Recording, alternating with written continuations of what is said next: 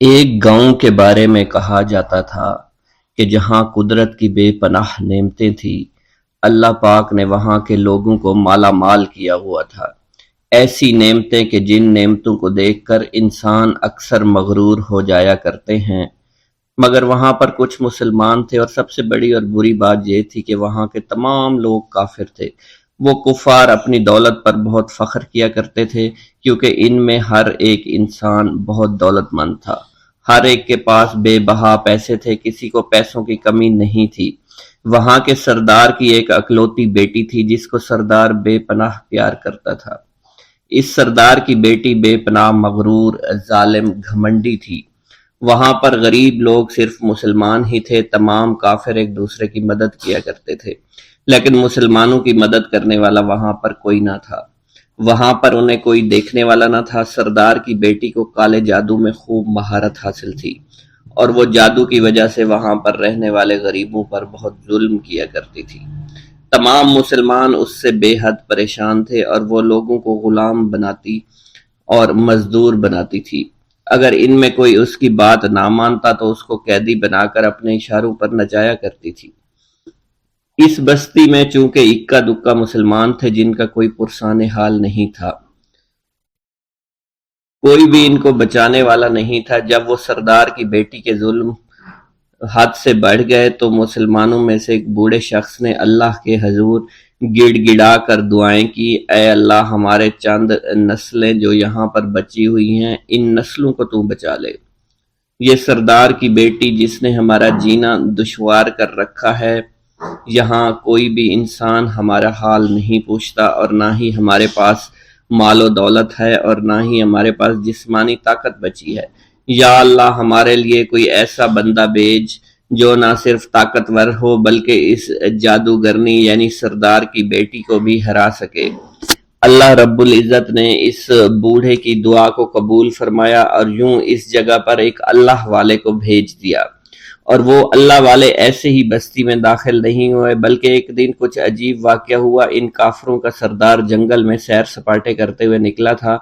بڑی شان سے چلتا ہوا وہ سفر کر رہا تھا۔ اچانک ایک زہریلا سانپ اس کے سامنے آیا۔ اس زہریلے سانپ نے بادشاہ کو ڈس لیا، اور وہ بے ہوش ہو کر زمین پر گر پڑا اور تڑپنے لگا۔ اس کے جو ساتھی تھے انہوں نے جب اپنے سردار کو یوں تڑپتا ہوا دیکھا اور سردار کی غیر حالت دیکھی تو کہ جسے ایک زہریلے سانپ نے کاٹ لیا ہے، تو وہ فوراً اسے اٹھا کر گھر لے آئے تاکہ اسے بچانے کے لیے کچھ کیا جا سکے۔ اس لڑکی نے اپنے باپ کی جب یہ حالت دیکھی تو اپنے آس پاس کے بڑے بڑے حکیموں کو بلایا، لیکن عجیب بات یہ تھی کہ لاکھ کوشش کے باوجود زہر نکالنے میں سارے ناکام ہو رہے تھے، اور زہر تیزی کے ساتھ اس کے جسم میں پھیلتا چلا جا رہا تھا۔ لیکن اسی وقت وہاں ایک درویش کی آمد ہوئی، ایک اللہ والے آئے، ان اللہ پاک نے اس مقصد کے تحت وہاں بھیجا تھا۔ اس اللہ کے ولی نے سردار کے گھر پر پہنچ کر دروازے کو کھٹکھٹایا۔ نوکروں نے پوچھا کون ہو، کس سے ملنا ہے؟ اس نے کہا میں نے سنا ہے کہ یہاں کے سردار کو سانپ نے ڈس لیا ہے۔ نوکر کہنے لگے کہ تمہیں کیسے پتا چلا کہ یہاں کے سردار کو سانپ نے ڈس لیا ہے؟ تم تو ہمیں اجنبی لگتے ہو، ہم نے تمہیں آج تک یہاں نہیں دیکھا ہے۔ اس نے کہا میں مسافر ہوں، اور مجھے خبر ملی ہے کہ یہاں کے سردار کو ایک زہریلے سانپ نے ڈس لیا ہے، اور کوئی بھی اس کا علاج نہیں کر پا رہا۔ نوکروں نے کہا تم کون ہو؟ اللہ والے نے کہا میں حکیم ہوں، اور میں ان کے علاج کی غرض سے یہاں آیا ہوں۔ وہ نوکر اللہ والے کی حالت دیکھ کر ہنسنے لگے، کیونکہ آپ نے پھٹے پرانے کپڑے پہن رکھے تھے اور دیکھنے سے بہت غریب معلوم ہوتے تھے۔ وہ نوکر کہنے لگے کہ اتنے بڑے سردار کا علاج کرو گے؟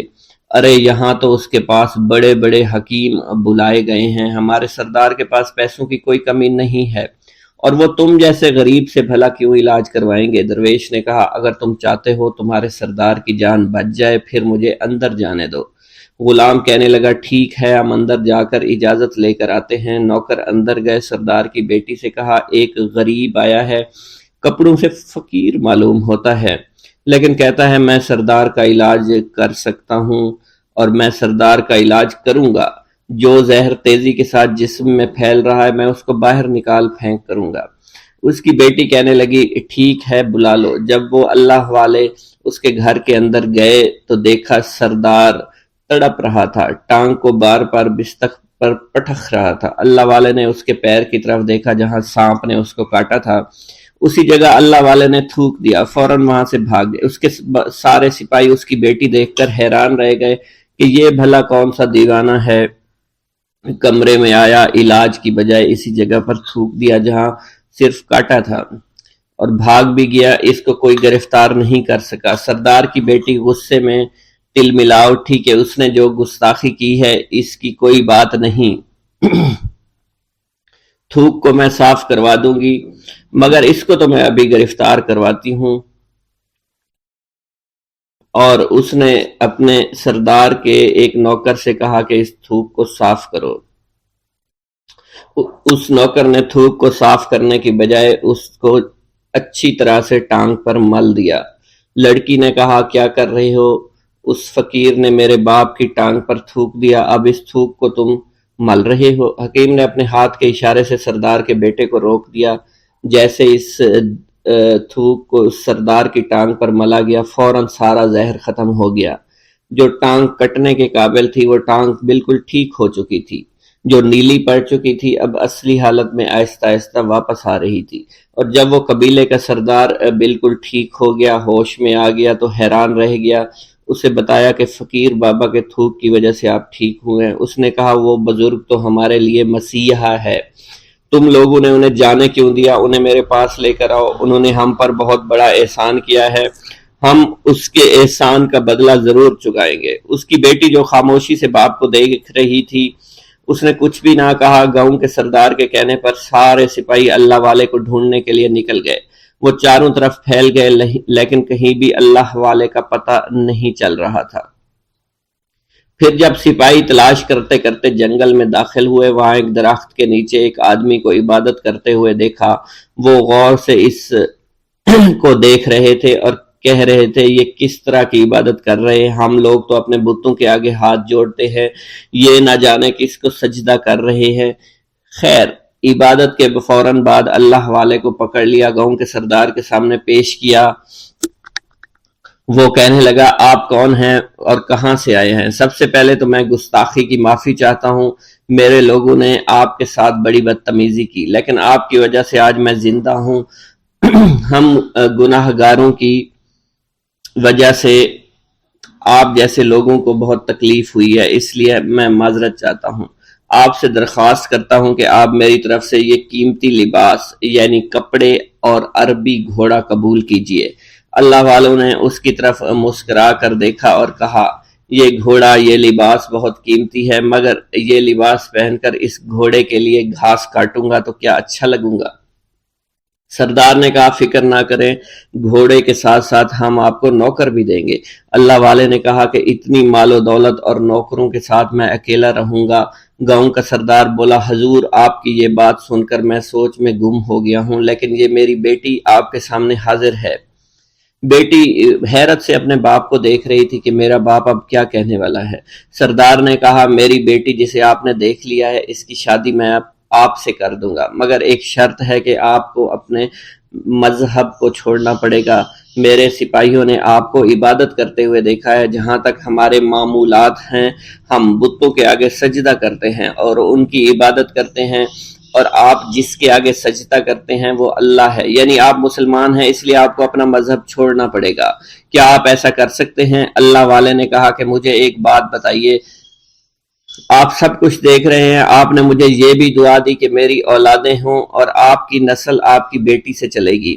مجھے ایک بات بتائیں، اگر ان بچوں میں سے کسی بچے کو خدا نہ خواستہ کچھ ہو گیا تو کس کو رونا پڑے گا؟ سردار نے جواب دیا اگر خدا نہ خواستہ کچھ ایسا ہوا تو رونا مجھ کو ہی پڑے گا۔ اللہ والا نے مسکرا کر کہا اگر یہ سارا مال لے کر مجھے رونا ہی پڑا تو آپ اپنا گھوڑا، اپنی دولت، اپنی بیٹی، ہر چیز اپنے پاس رکھ لو۔ میں خوش ہوں، میں مسلمان ہوں، میں ٹھیک ہوں۔ اگر یہ تمام چیزیں لے کر مجھے اپنا محلہ چھوڑنا پڑے تو میں اپنی جان دے کر بھی اپنے مذہب کو نہیں چھوڑوں گا۔ جس طرح آپ نے مجھے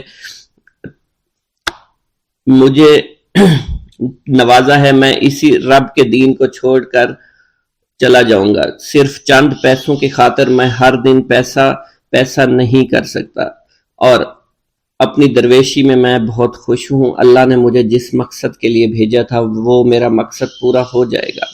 گاؤں کے سردار نے پوچھا، یہ کہہ کر وہ اللہ والے جانے لگے تو سردار نے درویش کو رک جانے کا کہا اور کہنے لگے، میں نے مال دے کر تمہیں آزمایا اور تمہیں پرکھا، لیکن تم اپنے مذہب کو چھوڑنے پر راضی نہیں ہو۔ اگر تم یہی سب کرنے آئے تھے تو تمہیں اس بات کا ڈر نہیں؟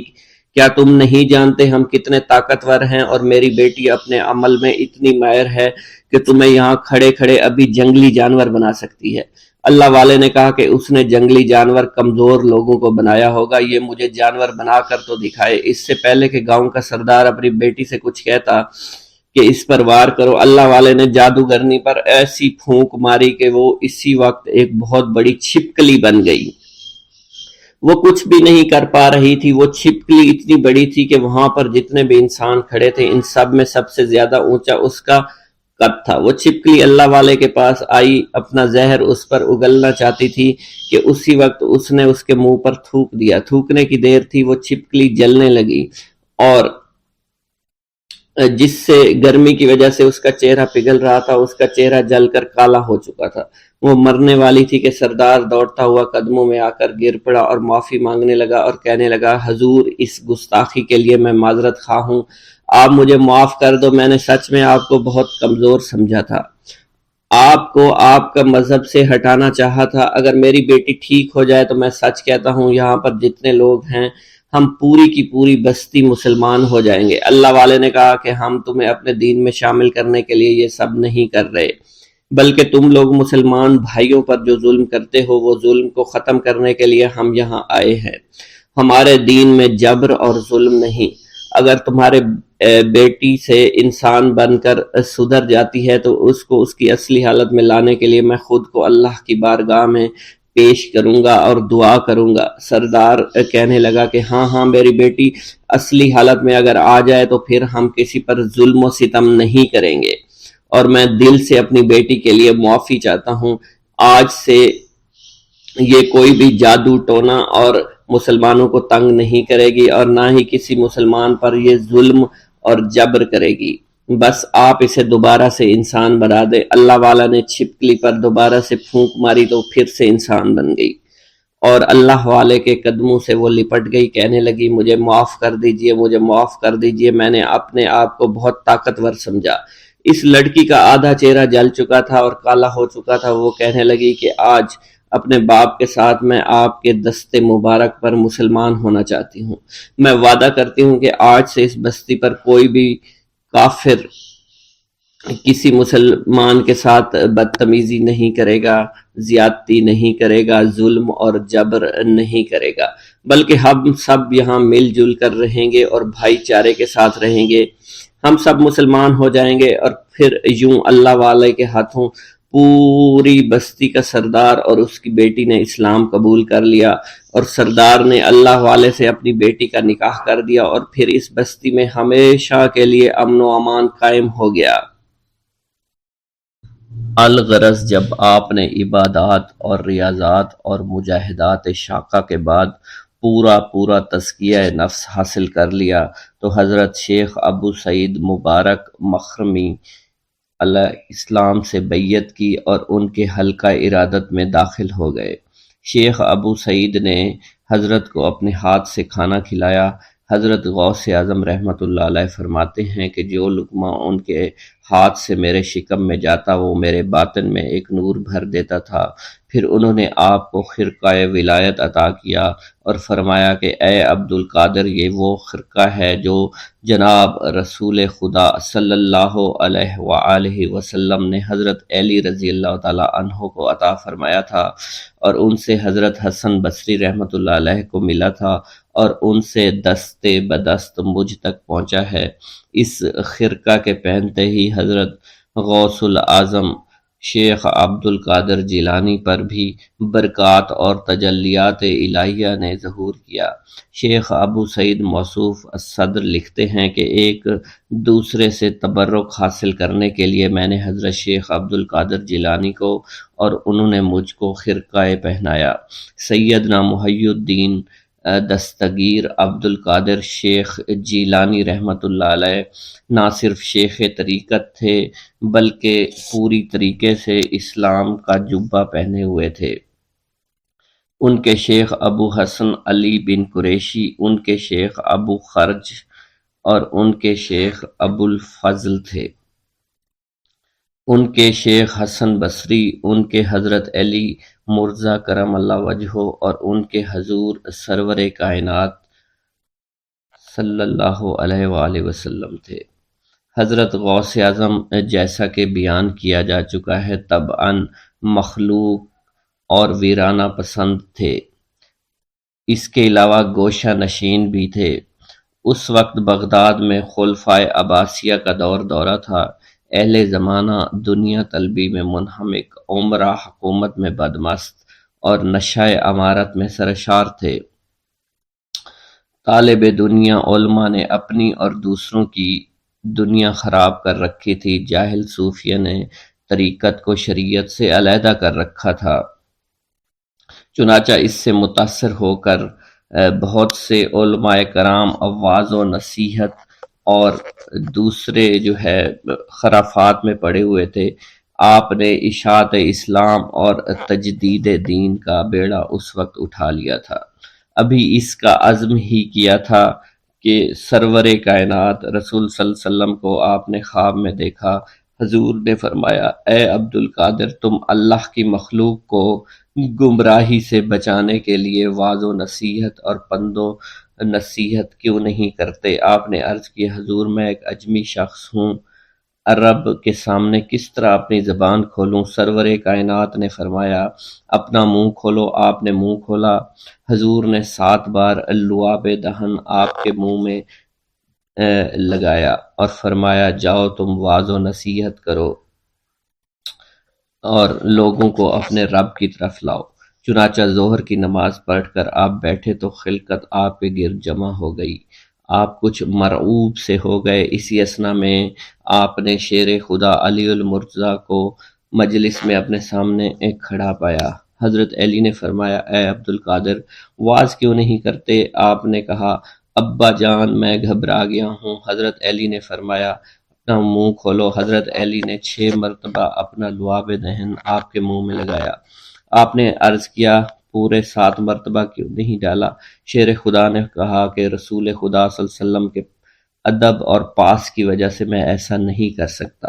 اس کے بعد حضرت علی رضی اللہ تعالیٰ عنہ شیر خدا آپ سے پوشیدہ ہو گئے اور پھر آپ کا فکر دل دنیا سے غوطے کھانے لگا، حقائق و معارف کے موتی نکالنے اور ساحل سینہ پر لالا کر ڈالنے لگا، اور ترجمان زبان کا دلال اپنی توتی بولنے لگا۔ لوگ آ کر طاعت و عبادات کی گریہ نما اور بے بہار قیمتیں گزران ان کو خریدتے خدا کے گھروں کو ذکر الہی سے منور کیا کرتے تھے۔ تھوڑے عرصے بعد اطراف و اکناف بغداد میں آپ کی بہت شہرت ہو گئی۔ آپ کی مجلس اور وعظ میں لوگ کثرت سے آنے لگے کہ مدرسہ کی جگہ ان کے لیے کافی نہ ہوتی تھی، اور تنگی کی وجہ سے لوگ مدرسہ کے باہر سڑک پر ہی بیٹھ جایا کرتے تھے۔ ہجوم کی کثرت کی وجہ سے عمرائے شہر نے قرب و جوار کے مکانات کو شامل کر کے مدرسہ کو وسیع العریض کر دیا تھا۔ الغرض 28 ہجری میں یہ مدرسہ ایک عالی شان عمارت کی صورت میں بن کر تیار ہو گیا تھا۔ آپ نے نہایت جد و جہد کے ساتھ وعظ و تدریس اور افتاد کا کام شروع کر دیا۔ دور دراز ممالک کے لوگ آپ سے علوم شریعت و طریقت کے حصول کے لیے جوق در جوق آنا شروع ہو گئے۔ تھوڑے ہی عرصے میں علماء و صلحاء کی ایک بڑی جماعت آپ کے پاس تیار ہو گئی۔ آپ سے علوم حاصل کر کے بہت سے لوگ اپنے شہروں کو واپس چلے گئے، اور تمام عراق میں آپ کے مریدین کثرت کی تعداد میں پھیلنا شروع ہو گئے۔ یوں تو آپ کے لاتعداد اور بے شمار تلامذہ تھے جنہوں نے آپ سے باقاعدہ علوم و شریعت و طریقت کی تعلیم حاصل کی، لیکن یہاں صرف ان چند مشاہیر کے اسمائے گرامی بیان کیے دیتا ہوں۔ استاد میر محمد جیلانی، عبداللہ بطائمی، مکی بن عثمانی، محمد بن ابو الکلام، احمد بن اسماعیل۔ کچھ عرصہ بعد آپ کی شہرت وسیع اور عالمگیر ہو گئی۔ آپ کی عظمت و محبوبیت مخلوق کے قلوب میں گھر کر گئی۔ دور دراز سے کٹھن منزلیں طے کر کے لوگ آنے لگے اور آپ کی مجلس و واعظ میں شریک ہونے لگے۔ آپ کے صاحبزادہ حضرت شیخ عبد الوہاب رحمۃ اللہ علیہ بیان فرماتے ہیں کہ میرے والد ماجد واعظ سے پہلے خطبہ یوں شروع کیا کرتے تھے: الحمدللہ رب العالمین، اور یہ آپ 3 دفعہ فرمایا کرتے تھے۔ اور بہت سے لوگ آپ کی مجلس اور واعظ میں شریک ہوا کرتے تھے۔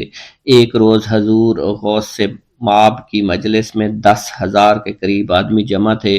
شیخ علی بن ابی نصر بھی آپ کے سامنے بیٹھے تھے کہ یکا یک ان کو نیند آ گئی۔ حضور غوث اعظم نے لوگوں کو فرمایا کہ خاموش ہو جاؤ۔ یہ فرمانا ہی تھا کہ لوگ ایسے خاموش ہوئے اگر سوائے سانسوں کی کوئی آواز سنائی نہیں دیتی تھی۔ پھر حضور غوث ممبر سے اترے اور شیخ علی ابن نصر کے روبرو ادب سے کھڑے ہو گئے اور بغور ان کو دیکھنے لگے۔ کچھ دیر کے بعد شیخ علی رحمۃ اللہ علیہ جاگ اٹھے۔ حضور غوث پاک نے ان سے دریافت کیا کہ کیا آپ نے رسول خدا صلی اللہ علیہ وسلم کو خواب میں دیکھا ہے؟ شیخ نے جواب دیا، ہاں۔ آپ نے فرمایا، میں حضور صلی اللہ علیہ وسلم کے ادب کے لیے ہی کھڑا ہوا تھا۔ پھر حضرت غوث پاک رحمۃ اللہ علیہ نے پوچھا کہ حضور اکرم صلی اللہ علیہ وسلم آپ کو کوئی وصیت بھی فرمائی ہے؟ شیخ علی نے جواب دیا کہ آپ کی خدمت اقدس میں رہنے کی تلقین فرمائی ہے۔ بسم اللہ الرحمن الرحیم۔ السلام علیکم۔ حضور سیدنا غوث اعظم فرماتے ہیں، میں 10 برس کی عمر میں اپنے شہر کے مکتب میں حصول علم کے لیے جایا کرتا تھا۔ اس وقت میرے ساتھ ملائکہ بھی ہوتے تھے جو میرے آگے پیچھے میری حفاظت کی غرض سے چلتے تھے۔ جب میں مدرسہ پہنچتا تھا تو وہ بار بار منادی کرتے تھے، اللہ کے ولی کے لیے جگہ خالی کر دو۔ چنانچہ وہ میرے لیے جگہ خالی کر دیتے تھے۔ ایک مرتبہ میں نے ایک ایسے شخص کو دیکھا جس نے فرشتوں کی آواز سن کر کہا کہ یہ نہایت معزز گھرانے کا فرد ہے اور عن قریب اس کو وہ عظمت اور بزرگی حاصل ہوگی جس میں کوئی مزاحمت نہ ہوگی۔ اس کو ایسا قرب نصیب ہوگا کہ اس کو کوئی فریب نہ دے سکے گا۔ پھر 40 برس بعد میں نے اس شخص کو پہچانا۔ وہ شخص ابدالوں میں سے تھا۔ حضرت شیخ ابو سعود احمد بن ابی بکر سے مروی ہے، حضور سیدنا غوث اعظم نے فرمایا، میں 25 سال تک تنہا عراق کے بیابانوں میں پھرتا رہا۔ میں لوگوں کو نہ جانتا تھا، لوگ مجھے نہیں جانتے تھے۔ اسی دوران میرے پاس رجال الغیب اور جنات تشریف لائے جنہیں میں طریقت اور رسول اللہ کی تعلیم دیا کرتا تھا۔ ابتدا میں جب میں عراق میں داخل ہوا تو حضرت خضر میرے ہم سفر تھے اور میں انہیں اس وقت سے پہچانتا نہیں تھا۔ ان کے ساتھ میرا معاہدہ ہوا کہ میں ان کے کسی حکم کی خلاف ورزی نہیں کروں گا۔ ایک مرتبہ انہوں نے مجھے ایک جگہ بیٹھنے کا حکم دیا، میں اسی جگہ 3 سال بیٹھا رہا۔ سال میں ایک مرتبہ حضرت خضر میرے پاس تشریف لاتے اور فرماتے، یہی تیرا مقام ہے جہاں تجھے پہنچایا گیا ہے۔ اس عرصہ کے دوران تمام نفسانی خواہشات مجھ پر انسانی شکل میں وارد ہوئیں، لیکن اللہ نے مجھے ہر موقع پر استقامت عطا فرمائی اور مجھے ان خرافات سے بچائے رکھا۔ ابتدا میں میرا نفس مجاہدہ کا کوئی طریقہ اختیار کرتا تو میں اس پر قائم ہو جایا کرتا تھا اور کسی چیز کو قبول نہیں کرتا تھا۔ ایک طویل مدت تک اپنا گلا گھونٹتے ہوئے میں نے مدائن کے جنگلوں میں مجاہدات میں مشغول رہا۔ حضور سیدنا غوث اعظم فرماتے ہیں، میں نے اپنے نفس کو مختلف مجاہدوں اور ریاستوں اور مشقتوں میں ڈالے رکھا۔ 1 سال تک میں گری ہوئی چیزیں اٹھا کر کھاتا رہا۔ اسی دوسرے سال میں صرف پانی پر گزارا کرتا رہا اور تیسرے سال میں نے کچھ نہ کھایا اور نہ پیا نہ ہی سویا۔ ایک مرتبہ شدید سردی کی وجہ سے میں ایوان کسریٰ کے کھنڈرات میں سویا تو رات بھر میں 40 مرتبہ احتلام ہوا۔ میں نے ہر مرتبہ دریائے دجلہ پر جا کر غسل فرمایا، پھر نیند کے خوف سے محل کے اوپر ایک ویران جگہ پر چڑھ گیا اور وہاں 2 سال تک قیام کیا، حتیٰ کہ سردی کے سوا کوئی شے کھانے کو میسر نہیں تھی۔ حضور سیدنا غوث اعظم فرماتے ہیں، ہر سال ایک بزرگ آتے اور وہ مجھے اونی جبہ دے کر چلے جاتے۔ اسی طرح میں نے بے شمار طریقوں سے دنیا اور نفس سے چھٹکارا حاصل کرنے کی کوشش کی۔ लोग मुझे दीवाना समझते थे। मैं बरहना जिस्म जंगलों में चला जाता, कांटों पर लोटा शोर मचाया करता, मेरे तमाम बदन से खून जारी हो जाया करता। लोग मुझे उठाकर शिफा खाने ले जाया करते, जहां मेरी हालत मजीद बिगड़ जाया करती।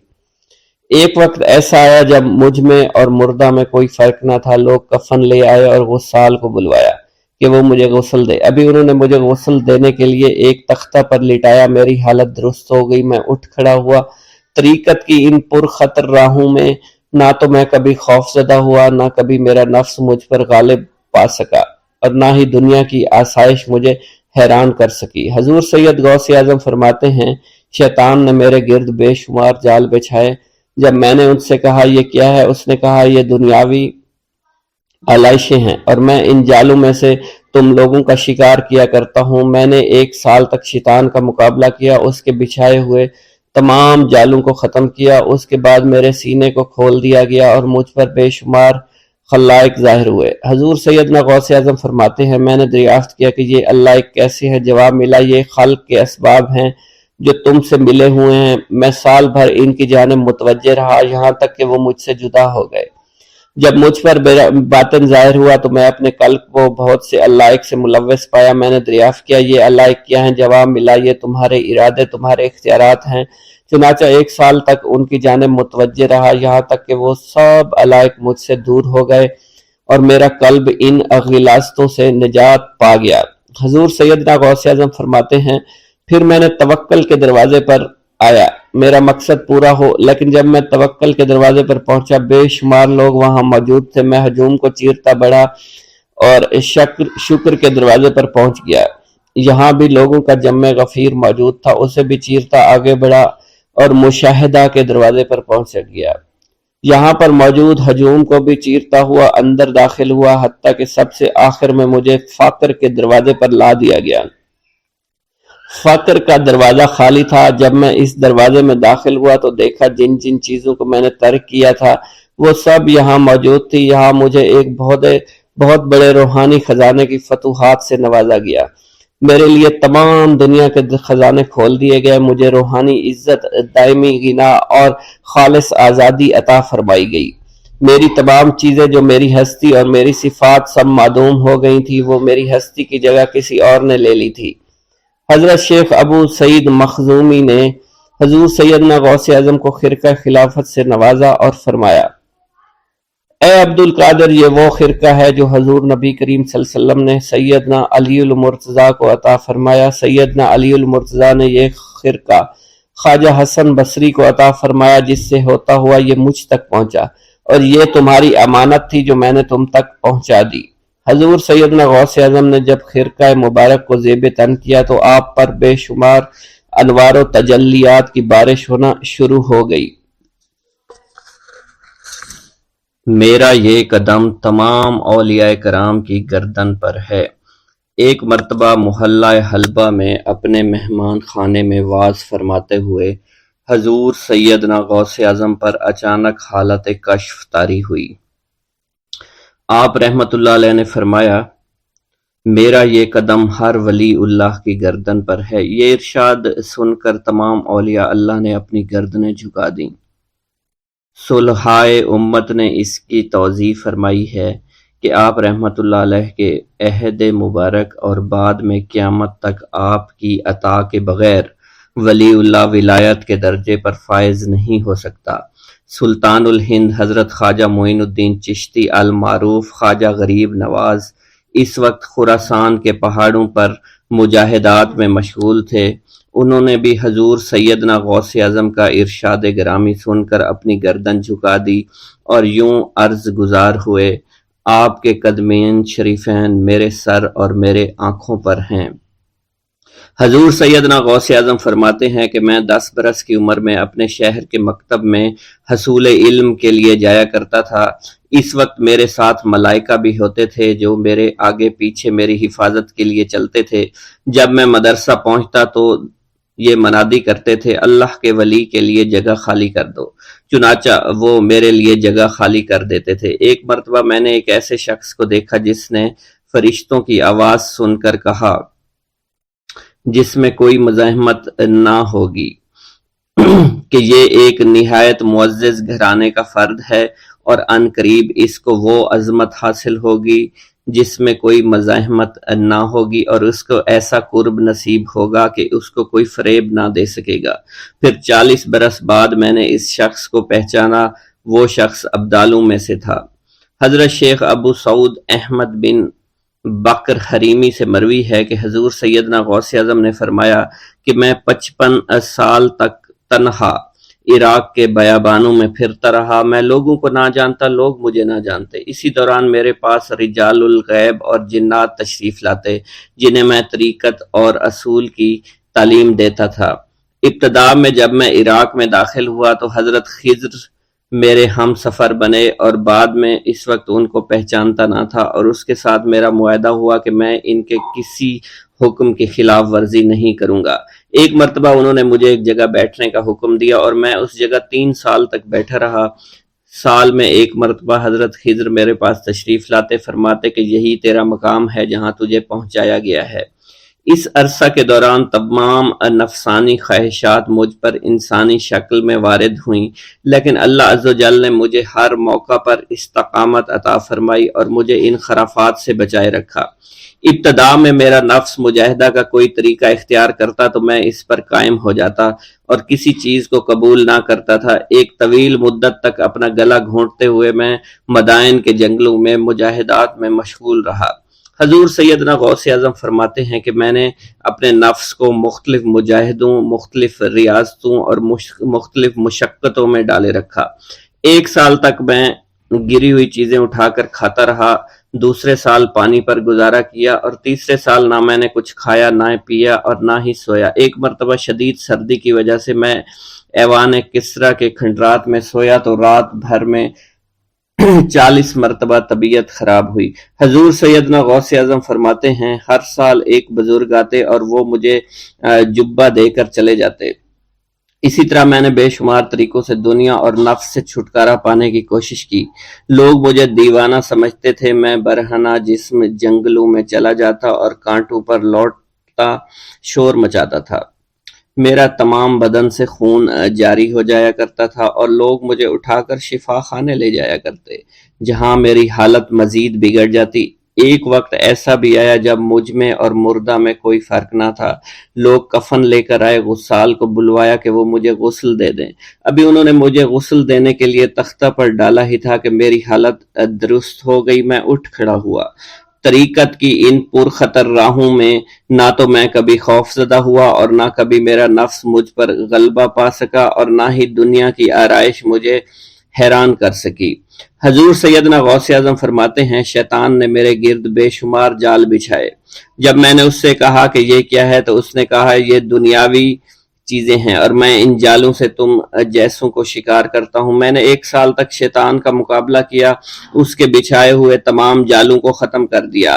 اس کے بعد میرے سینے کو کھول دیا گیا اور مجھ پر بے شمار خلائق ظاہر ہوئے۔ حضور سیدنا غوث اعظم فرماتے ہیں میں نے دریافت کیا کہ یہ علائق کیسے ہیں؟ جواب ملا کہ یہ خلق کے اسباب ہیں جو تم سے ملے ہوئے ہیں۔ میں سال بھر ان کی جانب متوجہ رہا، یہاں تک کہ وہ مجھ سے جدا ہو گئے۔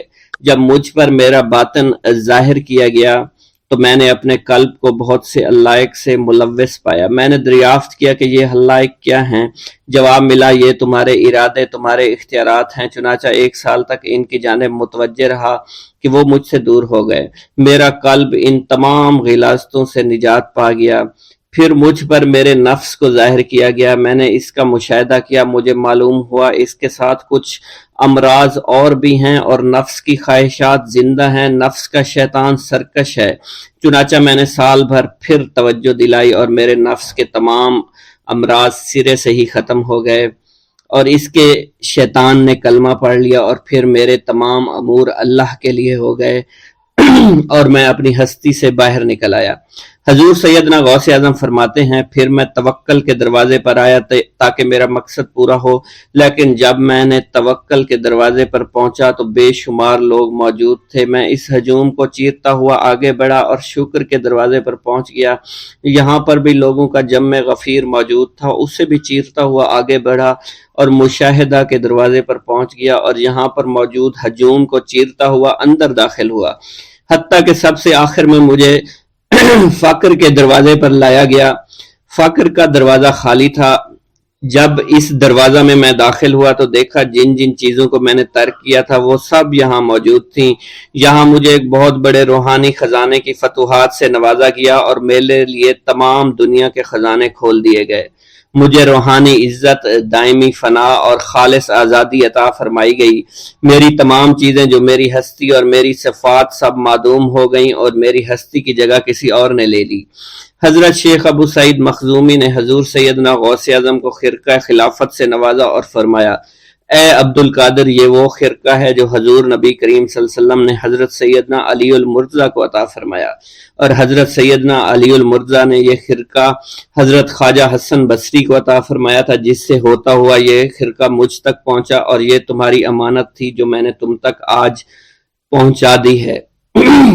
حضور سیدنا غوث اعظم نے جب خرقہ مبارک کو زیب تن کیا تو آپ پر بے شمار انوار و تجلیات کی بارش ہونا شروع ہو گئی۔ حضور سیدنا غوث اعظم نے حضرت شیخ ابو سعید مخزومی کے مدرسہ میں تدریسی فرائض سر انجام دینا شروع کر دیے۔ آپ کے لیے فی الحال تدریسی مصروفیات کے علاوہ کوئی کام نہ تھا۔ آپ کی شبانہ روز کی محنت سے آپ کے نام کا شعرہ کچھ ہی دنوں میں سارے بغداد میں پھیل گیا۔ طلبہ دور دراز کے علاقوں سے علم کے حصول کے لیے آنے لگے۔ طلبہ کی تعداد جب مزید بڑھنا شروع ہو گئی تو ارد گرد کے کئی مکانات کو خرید کر مدرسہ میں داخل کر لیا گیا۔ کتب سیر میں منقول ہے کہ 528 ہجری میں آپ مدرسہ نظامیہ کی وسیع عمارت تعمیر فرما چکے تھے۔ اس مدرسہ کی تعمیر میں آپ نے بحیثیت مزدور بھی حصہ لیا تھا۔ حضرت شیخ ابو الخشاب سے مروی ہے کہ میں جوانی میں جب علم نحو پڑھ رہا تھا تو لوگوں نے مجھے حضور سیدنا غوث اعظم کے پاس جانے کا مشورہ دیا، اور اس کی وجہ سے مجھے بھی اشتیاق ہوا کہ میں آپ کا واز سنوں۔ ایک مرتبہ کچھ لوگوں کے ہمراہ آپ کی مجلس میں دوستوں کے ہمراہ حاضر ہوا۔ آپ نے میری جانب توجہ کرتے ہوئے فرمایا، ہماری صحبت اختیار کر لو۔ چنانچہ میں نے آپ کے فرمان کے مطابق آپ کی صحبت کو اختیار کر لیا۔ آپ نے مجھے علم نحو کے علاوہ علوم عقلیہ اور تقلد حاصل کیے جس سے مجھے کوئی واقفیت پہلے نہیں تھی۔ 1 سال کے عرصہ میں آپ کی نظر کرم سے میں نے وہ علوم حاصل کر لیے جو گزشتہ اتنی عمر گزارنے کے باوجود بھی مجھے حاصل نہیں ہوئے تھے۔ منقول ہے حضرت شیخ بقا بن بطو، شیخ علی بن ہیتی اور شیخ کیلوی جب حضور سیدنا غوث اعظم کے مدرسہ میں آتے تو جھاڑو دیا کرتے تھے اور چھڑکاؤ کرتے تھے، لیکن آپ کی اجازت کے بغیر کبھی اندر داخل نہ ہوتے تھے۔ اجازت ملنے کے بعد آپ حضرات اندر داخل ہوتے اور اجازت ملنے پر ہی بیٹھتے تھے۔ آپ سے امان طلب کرتے اور امان مل جانے کے بعد مؤدب ہو کر بیٹھ جاتے۔ جس وقت آپ کہیں جانے کا ارادہ کرتے تو یہ حضرات سواری کے ہمراہ چلتے۔ آپ انہیں اس فعل سے منع فرمایا کرتے تھے اور کہتے تھے کہ ہمیں آپ کے ذریعے قرب الہی حاصل ہوا ہے۔ حضرت شیخ محمد قائل الادنیٰ سے مروی ہے کہ ایک مرتبہ حضور سیدنا غوث اعظم سے دریافت کیا گیا کہ آپ کی بزرگی اور عظمت کا راز کیا ہے۔ آپ نے فرمایا کہ میں کبھی جھوٹ نہیں بولتا اور کبھی کسی سے کذب بیانی نہیں کرتا۔